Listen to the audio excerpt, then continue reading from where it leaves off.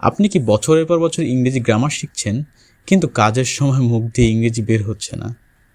আপনি একা নন। বেশিরভাগ মানুষ এখানেই ভুল করে। তারা ইংরেজি ভাষাকে সাবজেক্ট মনে করে, কিন্তু ইংরেজি ভাষা আসলে পড়ার বিষয় না, এটা একটি দক্ষতা। আমরা ভাবি আগে গ্রামার শিখব, তারপরে কথা বলা শুরু করব, কিন্তু সত্যিটা হলো এইভাবে গ্রামার পড়ে কখনো ইংরেজিতে কথা বলা যায় না যতক্ষণ না পর্যন্ত আপনি কথা বলাটা শুরু করবেন।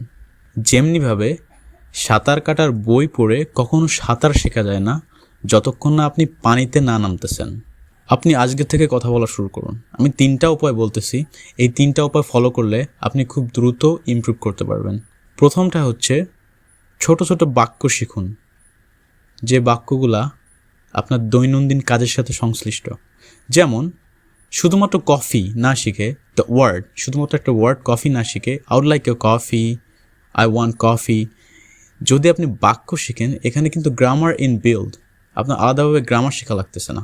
দ্বিতীয় নাম্বার হচ্ছে আপনি যে বাক্যগুলো শিখছেন এটা নিজের সাথে প্র্যাকটিস করুন। প্রথমে আপনার পার্টনার লাগবে না, আপনি আয়নার সামনে দাঁড়িয়ে নিজের সাথে কথা বলতে পারেন, ওই বাক্যগুলো বলতে পারেন। আপনি কি করছেন, কি করবেন, ভবিষ্যতে কি প্ল্যান আছে, এগুলো আপনি আপনার সাথে শেয়ার করতে পারেন মিররের সামনে দাঁড়িয়ে।